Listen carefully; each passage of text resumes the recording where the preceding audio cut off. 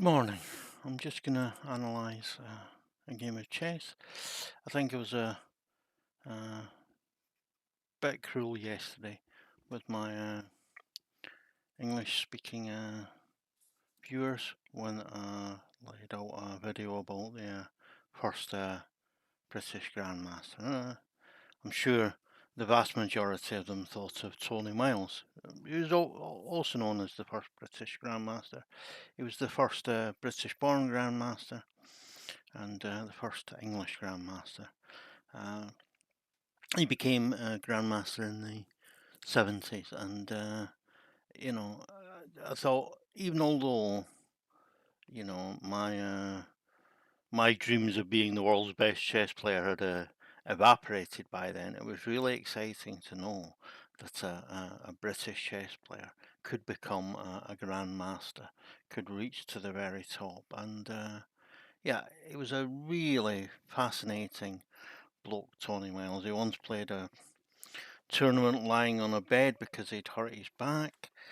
He liked to go out for a drink after the matches in the English league system, where you play against the next town or whatever, another team in the same city if you live in a city.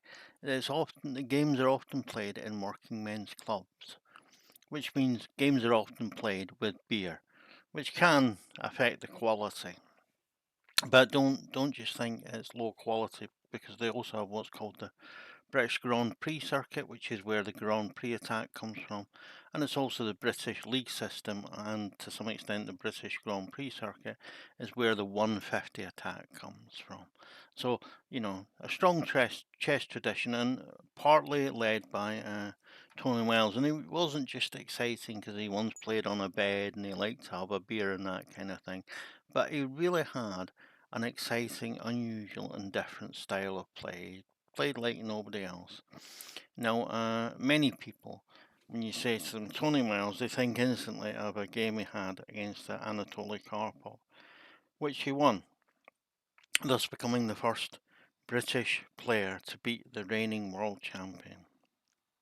And it's a good game, but it's not, in my opinion, one of Miles's best. And so many people have analysed it, it's frankly not so interesting for me. So I've picked out another game against a former world champion, Boris Spassky, and this really shows a fantastic capacity that Miles had to keep producing attacking resources. And he was the kind of player that even when you took away his pieces, when you forced off swaps and seemed to have put an end to his attacking resources, he found new ways to attack with less pieces. And yeah, one one's yeah, I wouldn't even call it an invitation to attack. One kind of, yeah, just gives him one chance to start an attack and then doesn't cope with it well. Spassky. It's a brilliant game. So let's just get started. I had some trouble thinking what title I would give in English, and I haven't quite decided yet. Anyway, I thought of "I Can See for Miles and Miles," sung by who? Question or answer. I also thought of Boris the Spider, again sung by who? But it will probably be some pun on the name Miles. Uh, anyway, let's get started with the game. So Miles plays d4, and Boris Spassky plays f6. Indian game of some sort. So Miles plays knight f3. The reason why a lot of top players play knight f3 instead of c4, the most obvious move, is that if you play c4, then you're giving the opponent the opportunity to come after a couple of moves with his bishop to b4 with the so-called Nimzo-Indian attack, or the Nimzo-Indian defense, or the Bogo-Indian defense, both of which can be difficult to cope with. And this is an anti-Nimzo system. And it's very popular, and it doesn't stop you from either playing pawn to g3 and going for Catalan, or bishop to f4 going for London. You don't have to play bishop first to play the London system. You don't have to play the so-called Jabava or Rapport London. So, you know, it's, as well as being an anti-Nimzo system, it's a way of keeping your options open. So, Spassky plays b6. Obviously, he's intending to fianchetto to his bishop, and who knows, he might even swap off for the knight here and do some structural damage. It's still called the King's Knight variation, and this is called the Queen's Indian formation. But as soon as d3 is played, e6, sorry, I'm bound to get the move right eventually. As soon as e6 is played, it becomes the Queen's Indian defense. And sometimes, they're quite often played in a different kind of move order. This Queen's Indian defense was a particular favorite of world champion Anatoly Karpov, and he was difficult to beat with the Queen's Indian defense, and it's a difficult system to break down.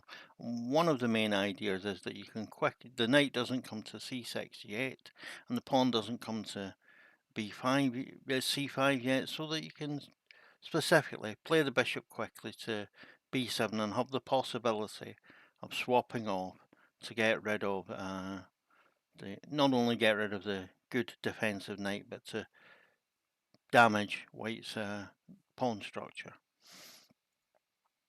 So Miles continues with development, and in his, obviously when he beat Spassky, this was big news in an article in the British Chess magazine. I think the article was written by Raymond Keane, the second English player to become a grandmaster. It was really close between the two who would be the first British grandmaster, and they were very different personalities, Miles and Keane. Keane was a real theoretically strong player. Everything was correct and in place, and he played. I'm not saying he played boring chess. He played some really interesting and fascinating games. I'll maybe look at one of Keane's better games at some point in time. But he played a more solid style. He was a very difficult player to beat. Maybe he won fewer, but he lost fewer. A great player. Anyway, in the article in the British Chess magazine, Miles is quoted as saying that he chose f4 because it wasn't theoretically known at that time, and he loved to play something unusual and get people out of theory. And he said because it was played so little, more or less he was the only one who played it at his level, that he was therefore the world's leading expert on it. And if he played it a few times more, it would most likely come to be known as the Miles variation. And as you see up here, Queen's Indian defense, Miles variation. You'll just have to ignore the American spelling of defense. It's an American site. But yeah, it's a Miles variation, and he is the leading exponent, and it has become more popular. But also at the same time as the Miles variation became more popular, the Queen's Indian defense became less popular. It is still played at times now, but it's seen as a kind of quirky sideline kind of thing, where it was probably, at the time that Miles played it, one of the most popular answers to d4. Anyway, that's beside the point. So, as advertised, Spassky plays bishop to b6, and he's thinking of taking the knight and damaging the pawn structure. So Miles now plays the pawn so that the queen defends the knight, so that it's not going to damage his structure. But it is a bit of a commitment. His bishop is now committed to this diagonal. Can't change its mind and come here and be a defensive player. So, we'll have to see how that goes.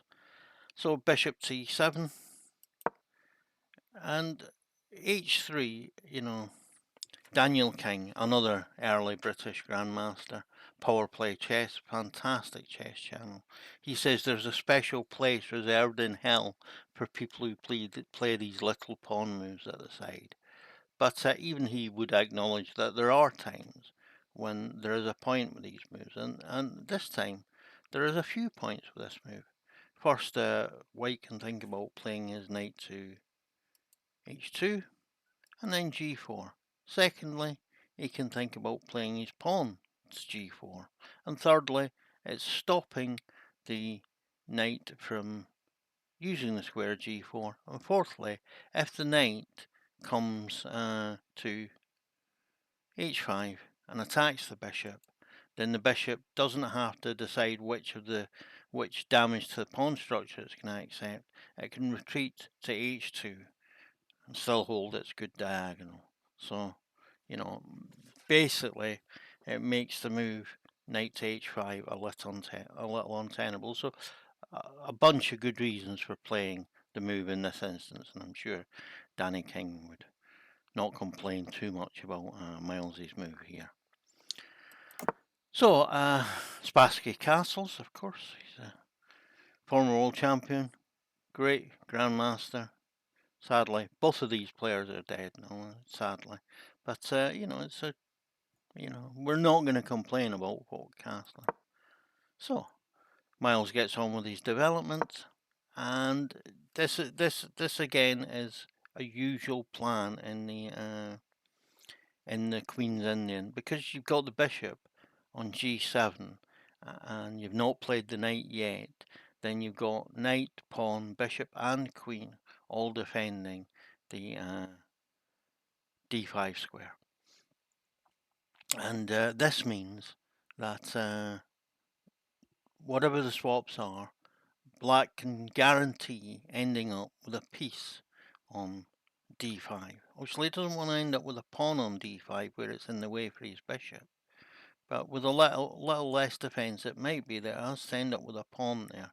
And this makes now a good moment before the knight has come, either to d7, which stands in the way of the queen, or c6, which stands in the way of the bishop and also stands in the way of the pawn expansion. Now is the time to play d5.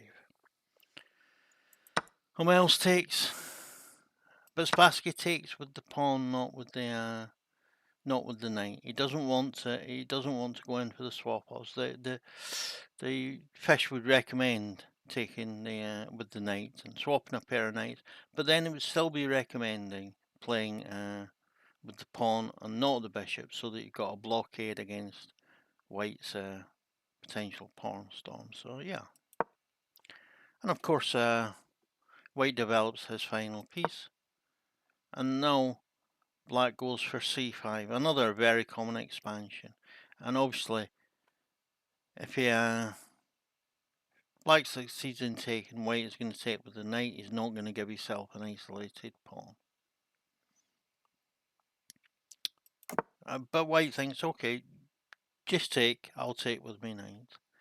And the knight comes to c6, so that he is now threatening to impose an isolated pawn he can take. And then if he takes with the knight, he takes with the knight, and Miles must take with the pawn. They both got an isolated pawn. Who's got the best out of it there? Difficult to say.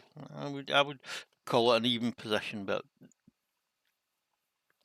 my Silicon friend is almost certainly going to favour White a little bit there. Why? Because White has the move. But yeah, that's beside the point. So Miles is willing to give up a pawn, is he?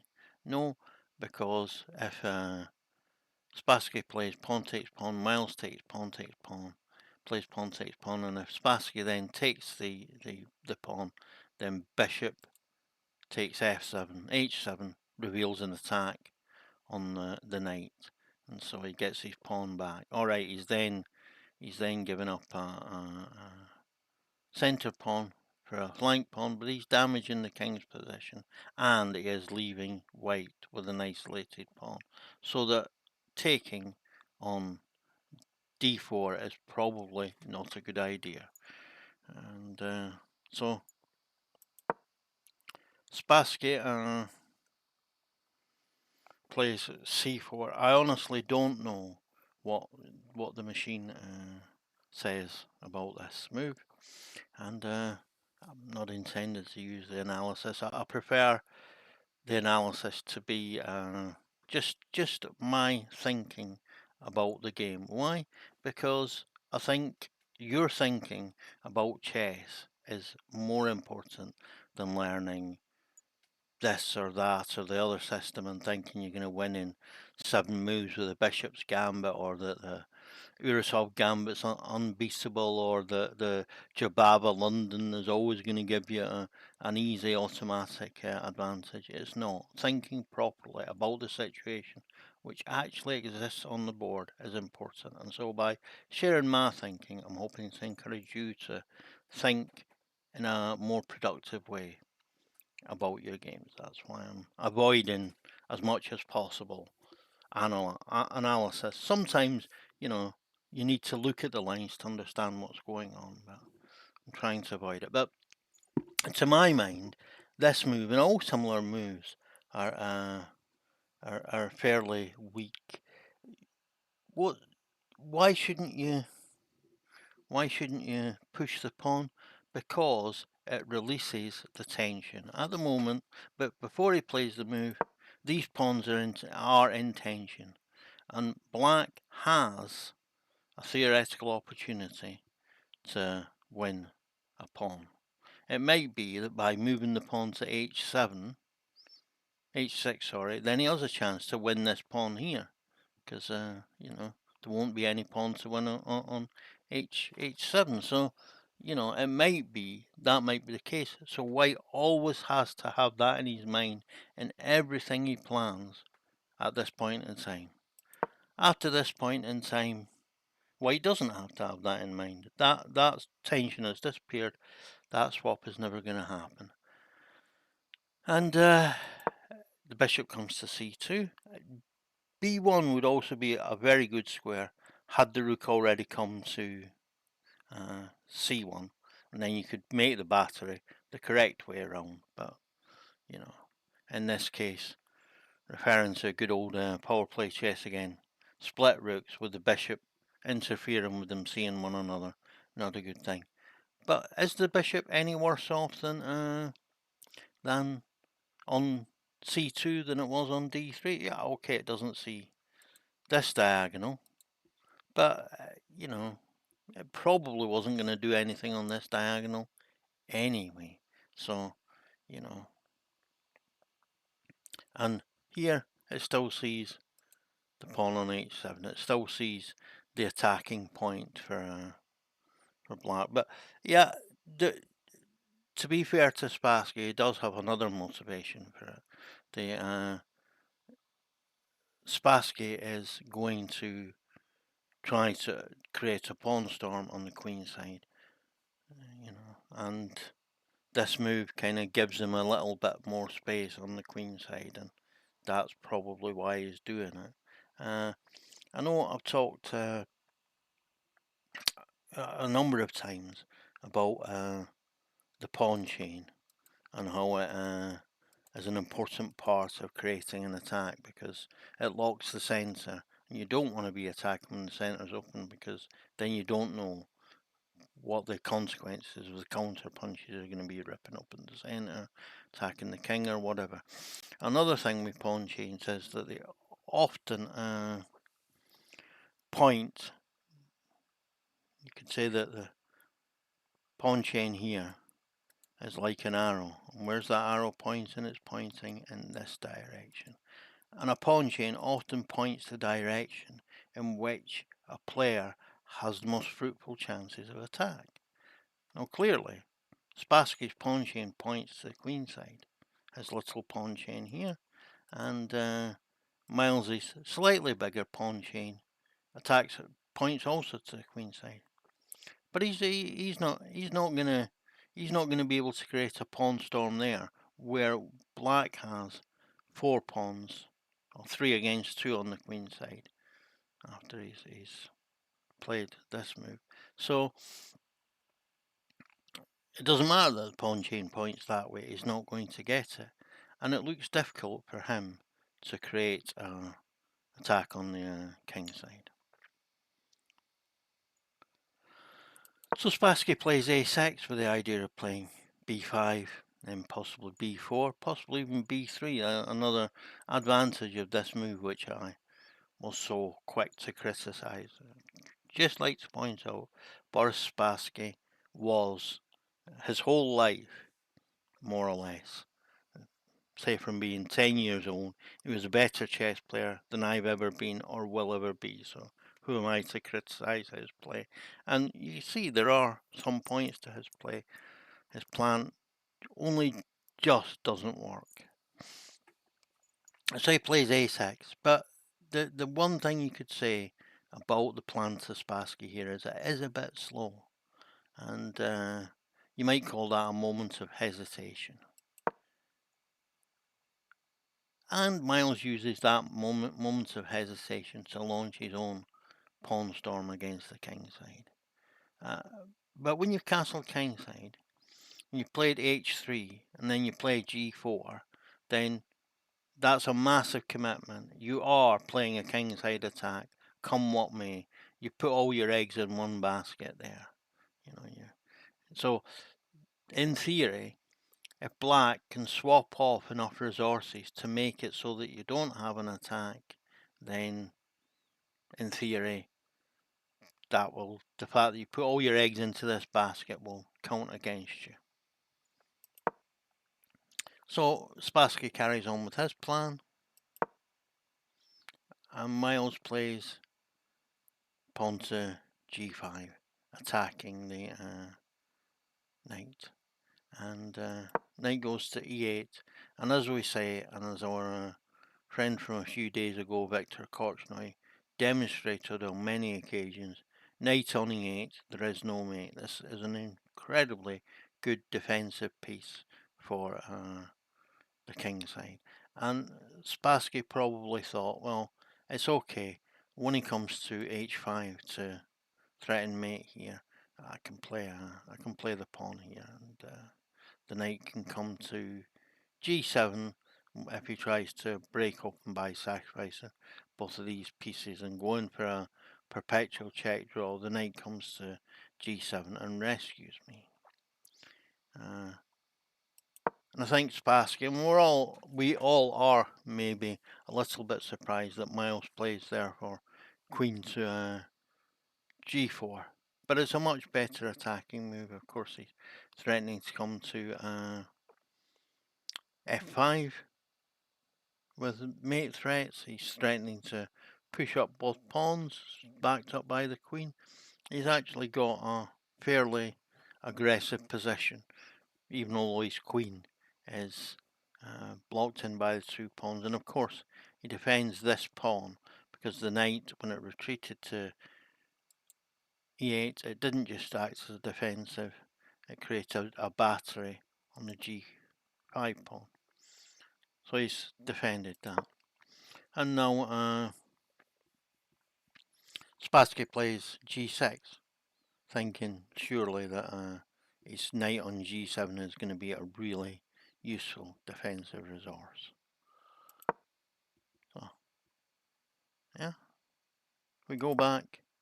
You can say that black isn't quite. Black needs to move his knight and his queen, but white is finished with his opening. His pieces are, his minor pieces are developed. His king is castled to safety, in air quotes. It isn't very safe with all these pawns moved in front of the king, but it's relatively safe. So the king is castled to relative safety, and the queen is off the back rank so that the pawns can so that the rooks can see one another.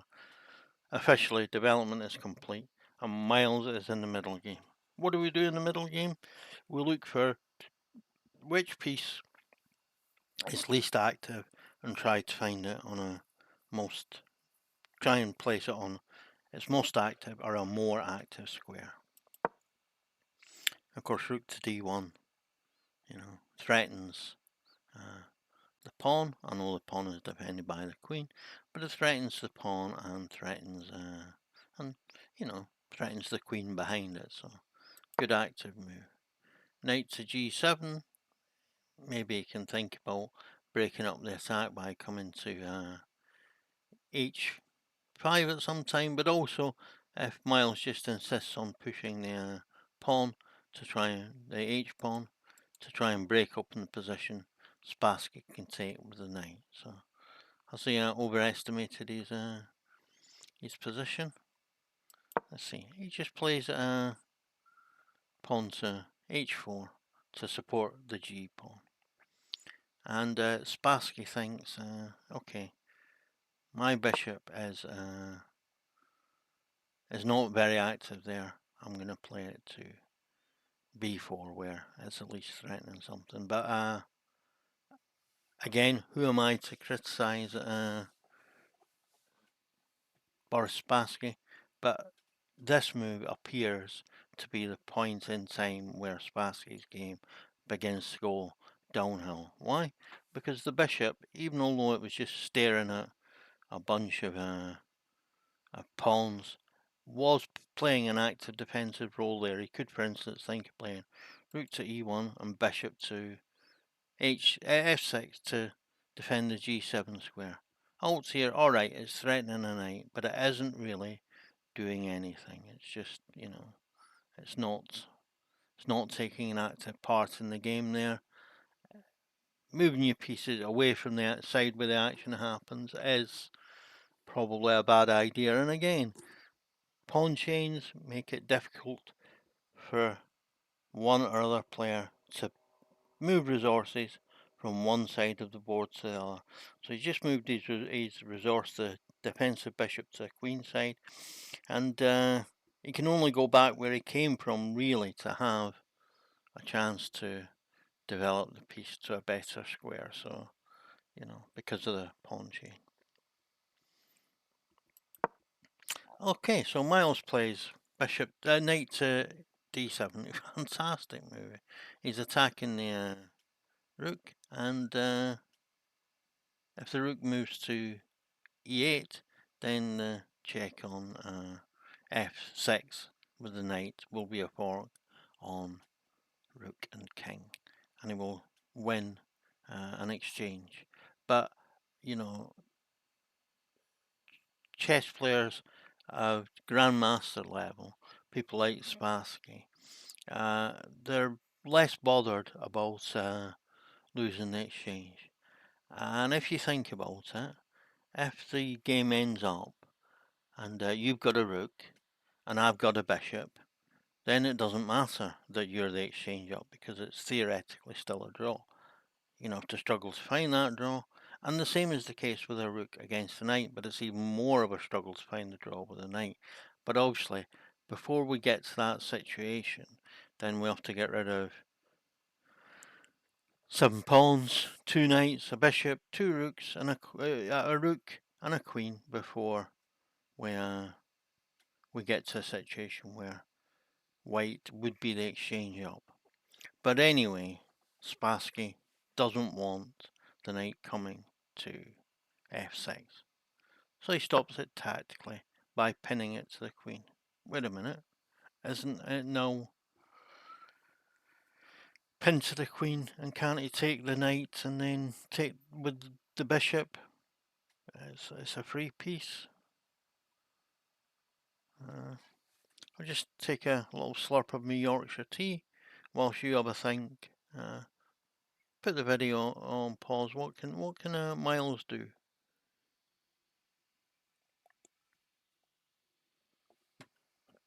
How can he defend the knight? Yep, he takes a tactical defense of the knight. It takes the pawn on d5.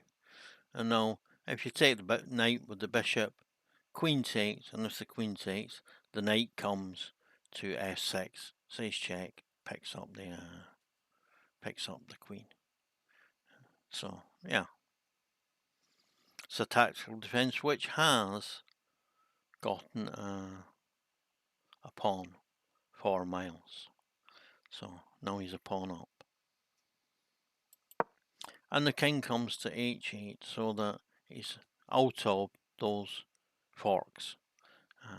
so that he's now again threatening to take the knight on d7. But of course, the knight can defend the other knight. You don't play the other knight to f7 because the queen's behind. So yeah, he plays a knight to knight 5 to f6. Rook to a7, fantastic move by Spassky, and sometimes these rook lefts to the 7th or 2nd rank are very difficult to see and can be really, really effective. And that rook is now attacked, and the knight is pinned. Is Spassky going to win a rook here? Well, we'll have to see. So he attacks the knight. So his plan is that if you take the knight with the bishop, he takes with the knight. If you take with the rook, he takes the pawn just. If you take the queen, he takes the queen. Then you take with the rook, and then he takes the knight with the pawn. And all right, he might have to give that pawn back eventually, but you know he's not losing a piece with the move d5, so that's great. So knight comes to e7. Now again, Spassky is threatening to win a piece, because now when he takes the knight, there is no follow-up attack on the knight on c6. So how's Miles going to address this? He's not. He's just going to play his bishop to a good square and attack the knight on g7. So yeah, he might be thinking of playing pawn here and then pawn here to pin the knight and then win it with the bishop. If you take, after this knight has moved, of course, if you take, then the knight will be pinned. He can just take with the queen and then play queen here. So it looks like he might just about be able to get away with it. And Spassky takes the knight. So his idea is that he will here get 2 knights for the bishop, for the rook, which is of course an advantage to black. 2 knights being worth theoretically 6 and a rook being worth 5. But Miles has also got an extra pawn, and 2 knights, 2 knights for a rook and pawn is 2 units for 2 units. Why do I say 2 units for 2 units? Because sometimes in the end game, which we are rapidly approaching, or at least Spassky rapidly wishes to get to an end game. In the end game, it's often useful to think about the game in terms of units. You know, because if they do a direct no, if Miles takes the rook on e7, d7, and Spassky recaptures with the bishop, the queen finds a safe square, then you know we've got the same number of pieces each on the board. So if we do a 1-for-1 swap, we're going to end up with king against king in a drawn position. And this is maybe Spassky thinks Miles will settle for a draw here. But also, you know, even although it's probably going to say a bunch of zeros, or it could say a bunch of zeros in such a position, the evaluation, because both players have good chances. I would rather be white here than black, and I suspect that the analysis here will say that white is about 3 or 4 pawns up, despite the fact that a knight has just disappeared. The attack is just so good. Not that I would necessarily find all these attacking moves myself. Well, I know I wouldn't find all these attacking moves. So goes the knight down. Thinks, oh well, I'm just gonna attack here. There's nothing else for it. He's put all his eggs in one basket. Spassky takes the pawn, attacks the bishop, and attacks the queen. So he's definitely getting rid of some of this material for some of white's material. So, you know, got to be good for him, right? Miles moves his queen. It's actually a good square. It's not just It's not just a defensive square because the queen can replace the bishop on this long diagonal. So, maybe that's good. So Spassky decides, well, he's not gonna try and take the rook and have two minor pieces to the rook. He's just gonna take the rook. Direct rook for rook swap, and this reduces the material that white has with which to attack. But a little disadvantage of it is that when he takes back with the rook, he attacks the queen. And now the queen comes to a5. And again, I'm going to refer to Daniel King, Power Play Chess. It's also a term used by King's Crusher, another of my YouTube favourites. What is this queen doing here? They both call it a queen in Siberia. Why? Because that queen isn't having anything to do with the game. That queen's in exile, the furthest away as possible from the centre where things happen, exiled into Siberia. And this is the case here. But, obviously can't go to c7 because it's covered by the bishop. Can't go to e8 because it's covered by the knight. If he goes to b6, then the bishop could come to c7 and attack the queen again. From a2, a5, if you play the same move now with the bishop, then the queen gets to take on a2, and this might lead to some counterplay. And with the king in such a wide open and exposed position, it could lead to a good counter attack. So it isn't terrible play by Spassky, and I'm fairly confident that if Spassky played this against me, I would mess it up from the queen's a5 position, and his counter attack, which started with taking on a2, would be the end of me, because there are so few defensive or attacking resources for Miles in this position. So, I'm going to point out it's easy for me to sit here. It's easy for all chess analyzers to sit there with their engine and say, oh, this is a bad move because blah, blah, blah. But yeah, to me, it looks wrong. It looks like now that the game has started to go even more against Spassky. Knight to e8. What a fantastic move, sorry. As I said before, knight on e8, there is no mate. But knight on e8, no. White knight on e8, well, there most definitely is a mate in the offing, with bishop takes knight, check, support the knight, and then knight to f6, for example. What happens if he takes the rook? Then queen takes pawn on f7, and he is threatening to mate on g7, so the rook has to come back to g8 to stop that, and then the knight can be taken on. Oh, it can't be taken on f7. No, okay. Yeah.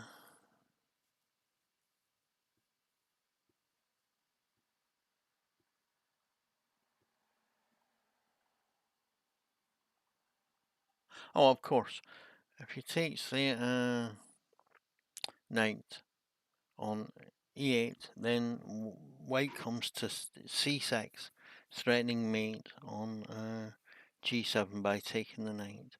So the knight has to be defended. If you defend with the knight to f5, he just takes it with the bishop.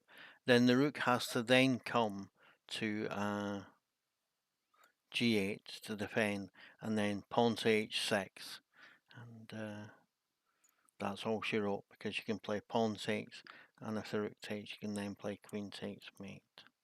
So yeah, he won't survive taking the knight, and he can, of course, take with the knight, because the knight is pinned. So f6 to break up the attack. Is this going to work for him? Who knows? But no, Miles takes the pawn, and now he's threatening to play pawn takes, knight check. And it doesn't matter that it exposes the queen because it's check. The king can't take. The king would have to go to f8, at g8, and then pawn takes. New queen would be check. So he has to do something about that. So he moves the king, so the king defends the pawn on the rook on g f8. So that if he takes with the pawn, he can play queen takes, and it's not going to go well for white there. So that's one way to lose this position. But of course, Miles takes with the knight, and now there is no way to lose this position. There's only ways to win this position. Pawn takes, break it open, queen here, pawn here, checkmate. Well, give some chances. The rook can eventually come here. You could think about playing bishop to c7, attacking the knight, then pushing the pawn, then playing rook to f8 check, and there's just so many good attacking rook to d8 checks. There's just so many good attacking possibilities here. I could turn on the analysis and say, oh yeah, the computer says that you win like this, this, and this, but I want to encourage people to be better chess players by watching what I do. So I invite you to find a winning attack, a winning plan there. I'm perfectly willing to believe that there's a whole bunch of winning plans here for Miles against Spassky. A fantastic achievement. Also, if we look at the position on the board, then we're actually almost back to material equality. You can say that, white in theory could just find a way to win the knight on e7, and of course he's threatening to take a knight on e7 now, because if you take with the queen, the pawn goes to d8 and becomes a new queen.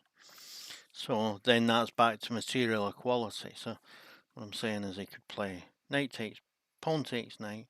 You can't take the knight because it's covered by the bishop, so you take the queen, the pawn goes to e8, becomes a new queen with check, and even if you go back with the rook, then the queen just comes out of the way to c6, for example, and we're playing with a queen, and actually Miles would be a piece up there. He would have two knights and the bishop against knight and bishop, so yeah, it would be a piece up there. So he's threatening to win a piece unstoppably. I wasn't going to tell you how any winnings plans here and there. I can't help myself but point out one winning plan for white.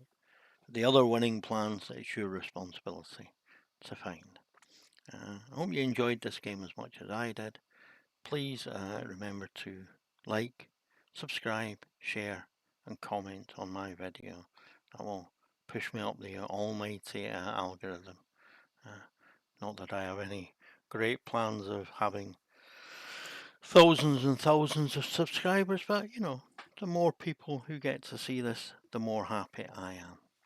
Okay, thanks. Bye.